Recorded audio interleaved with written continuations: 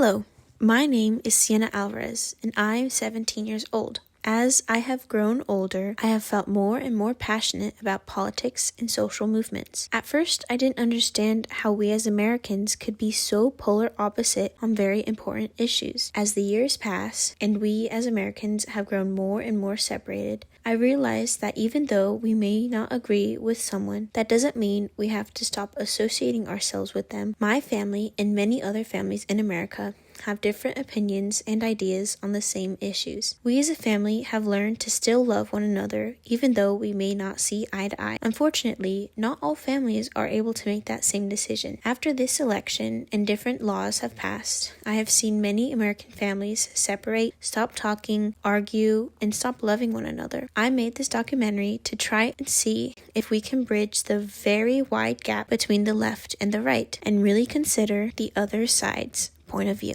My name is Martin Opus. Sabrina Alvarez Gokrin. My name is Sonia Opus. My name is Sal Alvarez. Serena Alvarez. I would identify as pro-choice or pro-health. I'm a pro-life person. I feel for myself, I am pro-life. Reflecting on what that really means, it's really that I'm pro-choice because that means that I have a personal choice. I became pro-life when I truly stopped and realized that getting an abortion meant killing a helpless baby. I'm pro-choice. It's a complicated question. Just even politically in my lifetime, saying whether you're pro-choice or pro-life has changed. So I don't know what to tell you. I really liked about something that Pete Buttigieg said is idea of like, well, when is an abortion appropriate? Would you abort a 9-month-old fetus? And that's murder. He said something really wonderful, which is that in those cases where a medical abortion is necessary in the 2nd to 3rd trimesters, most likely that woman is trying to carry that baby to term. What's in our Constitution in the 14th Amendment, just stating that no state will deprive a person of their life. I believe that life begins at conception and goes all the way through this process of life, all the way to natural death. I'm not a black and white type of person ever.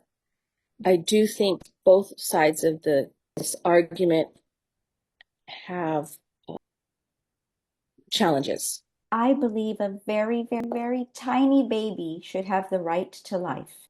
Just as I believe no person can lawfully neglect, abuse, or kill a child, I believe an unborn baby at every stage of development should be protected by our U.S. Constitution. Yeah, I believe the man I should support the women's right to choose, and parents hopefully are making a decision together to raise a child. The government has a role to regulate, but women's reproductive freedoms aren't, to me, meaningful if they don't have full choices at the time of need. So if they needed economic stability, if they needed housing, if they needed, all those things should be available. I think that if the pro-life and pro-choice movement could have common ground through taking care of the people who already are here. Prefer not to allow any abortions at all. But if you're telling me that you're going to dial that down 7 months on or something like that, okay, you know what? I'll take whatever I can get to minimize more deaths. I think both parties could really work together on how do you support life after the baby's born? Social policies, health care that could be provided to mothers. I don't think that there'll be a happy place between the two. There are people in my family who identify as pro-life and people in my family who identify as very much pro-choice. Like, I know all of us have in common that we would want to help a woman in need. And I'd rather just focus on that. After interviewing my family, I got to broaden my perspectives without having any confrontations or arguments. I feel that politicians and us Americans should have discussions rather than debates. We should instead ask each other questions to try and understand their point of view. I strongly believe that we are all living in a blue or red bubble, and in order to come to agreements or stop resenting one another, we need to get out of that mentality. My hope is that we can burst those bubbles so we can all become more purple. To the President, my question to you is this. What actions will you take to encourage mutual respect that we have now lost? The wide gap between the political right and left.